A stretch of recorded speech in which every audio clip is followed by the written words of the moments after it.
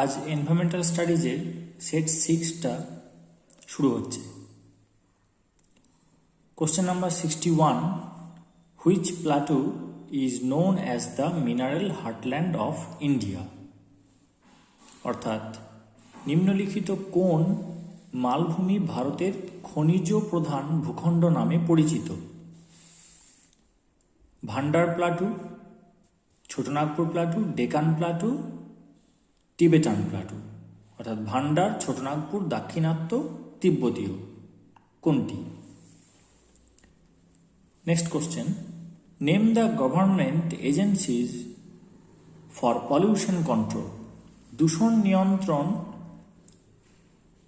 সরকারি সংস্থাসমূহের নামগুলি হল CPCB and SPCB, NEPA and NUPA, UNCHE and WCED, WSSD and UNCED।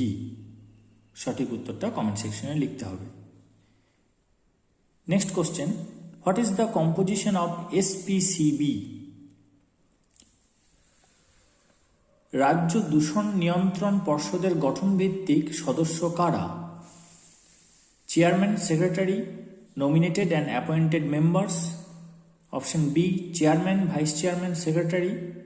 Option C, chairman, secretary, elected members. And last option, chairman, vice chairman, nominated members.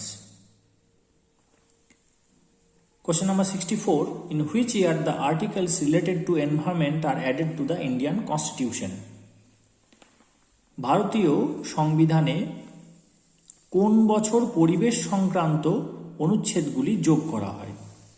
1972, 1976, 1978 and 1974. Question number 65, which of the articles on environment relate the fundamental duties of man to protect and develop the natural environment of water, forest, lake, river, wild animals and be kind on all animals? পরিবেশ সংক্রান্ত কোন অনুচ্ছেদে ভারতের প্রত্যেক নাগরিকের মৌলিক কর্তব্য জল, বন, হ্রদ, নদী ও বন্যপ্রাণী সহ প্রাকৃতিক পরিবেশ রক্ষা করা ও তার উন্নতি সাধন করা এবং সকল জীবিত প্রাণীর প্রতি সদয় হওয়া উল্লেখ আছে? 48A, 48A and 51A, 51A, 48A, section 4. Question number 66, in which year the Environment Protection Act was enacted? কোন সাল থেকে পরিবেশ সুরক্ষা আইন কার্যকর হয়? 1986, 29th November, 19th November of 1986, 5th June of 1976, 5th June of 1972. In which year the Wildlife Protection Act was enacted? বন্যপ্রাণী সুরক্ষা আইন কোন সালে কার্যকর হয়? 1972, 1974, 1976 and 1986. The definition of captive animal under the Wildlife Protection Act 1972 means 1972 সালের বন্যপ্রাণী সুরক্ষা আইন অনুসারে আবদ্ধ প্রাণী বলতে বোঝায় 1, 2, 3, 4 categories of animals undergo breeding inside the confined areas. 1, 2, 3 categories of animals undergo breeding outside the confined areas. 1, 2, 3, 4 categories of animals undergo breeding outside the confined areas. And lastly, 1, 2, 3 categories of animals undergo breeding inside the confined areas. প্রথম option 1, 2, 3, 4 তপশিলে বর্ণিত প্রাণী যাদের আবদ্ধ অবস্থায় রাখা হয়েছে প্রজননের জন্য। 1, 2, 3 তপশিলে বর্ণিত প্রাণী যাদের খোলা অবস্থায় রাখা হয়েছে প্রজননের জন্য। অপশন সি 1, 2, 3, 4 তপশিলে বর্ণিত প্রাণী যাদের খোলা অবস্থায় রাখা হয়েছে প্রজননের জন্য। লাস্ট অপশন 1, 2, 3 তপশিলে বর্ণিত প্রাণী যাদের আবদ্ধ অবস্থায় রাখা হয়েছে প্রজননের জন্য। Question number 69, name the competent authority who can permit the use of tranquilizer against the wild animals, অর্থাৎ ক্ষমতা প্রদানপূর্বক কোন ব্যক্তি বন্যপ্রাণীকে ঘুম পাড়ানোর অনুমতি প্রদান করতে পারে? Chairman, vice chairman, secretary, chief wildlife warden. Question number 70, name the clause of the wildlife Protection Act 1972 under which state government can declare any place as sanctuary. রাজ্য সরকার বন্যপ্রাণী সুরক্ষা আইন 1972 কোন ধারা অনুযায়ী কোনো এলাকাকে অভয়ারণ্য হিসেবে গড়ে তোলার বিজ্ঞপ্তি প্রকাশ করতে পারে? 21, 48, 51, 18. On which day Forest Day was celebrated to commemorate the Tilari incidents? তিলারির ঘটনাকে স্মরণ করে কোন দিন অরণ্য দিবস পালিত হয়?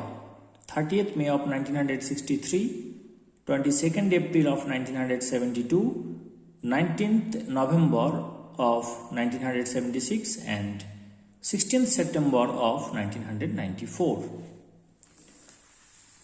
In which year the conference on climate change in Copenhagen, capital of Denmark, was held? ডেনমার্কের রাজধানী কোপেনহেগেন এ জলবায়ু সংক্রান্ত সম্মেলন কোন সালে অনুষ্ঠিত হয়? 2009, 1987, 2004, 1985. ন্যাচারাল গ্রোথ রেট ইজ, স্বাভাবিক বৃদ্ধির হার বলতে বোঝায়। Difference between birth rate and death rate, present population and population of previous year, number of newborn babies in a year versus present population, number of dead man in a year versus total population. মানুষের জন্মহার ও মৃত্যুহারের মধ্যে পার্থক্য, বর্তমান লোক সংখ্যা ও আগের বছরের লোক সংখ্যা, এক বছরের জীবিত নবজাতকের সংখ্যা ভার্সেস বর্তমান লোক সংখ্যা, এক বছরের মোট মৃত মানুষের সংখ্যা ভার্সেস মোট লোক সংখ্যা।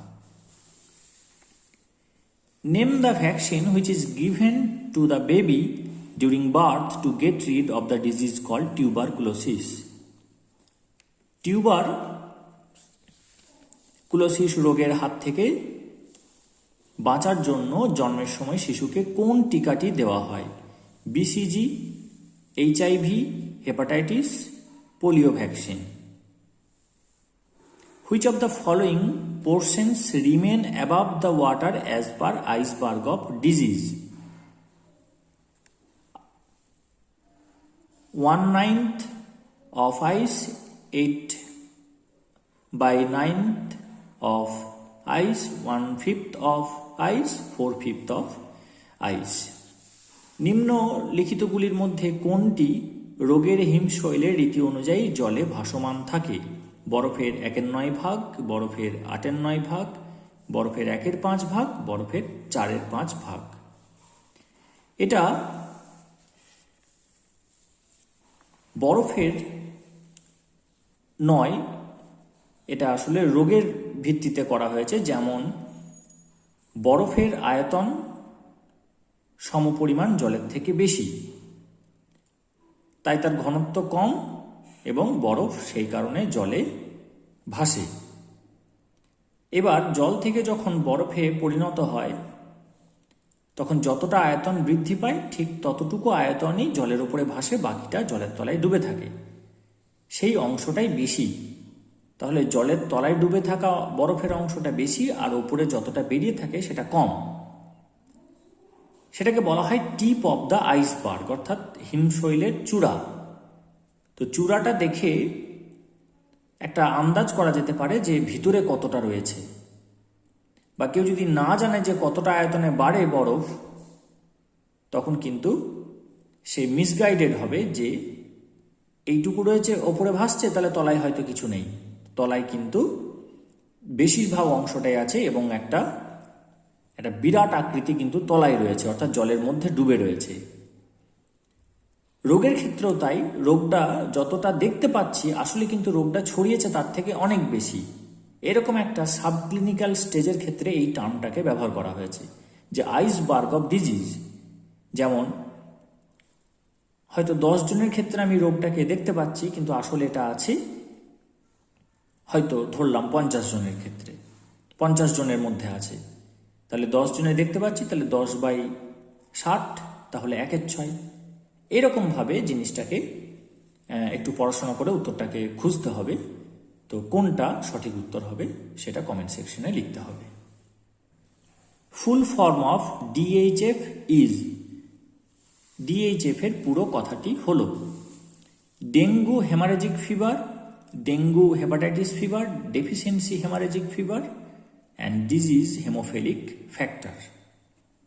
Question number 77, which one is the waterborne disease? নিম্নে বর্ণিত কোনটি জলবাহিত রোগ? কলেরা, এডস, স্কারভি, কালাজ্বর। In which year the biomedical wastes management and handling rules were enacted? Biomedical wastes management and handling rules কোন সালে কার্যকর হয়? 1990, 1998, 2000, 2004। Sundarban is the name of a place located in. Sundarban অঞ্চল কোথায় অবস্থিত, কোন স্থানে অবস্থান করছে? Assam, West Bengal, Karnataka and Odisha.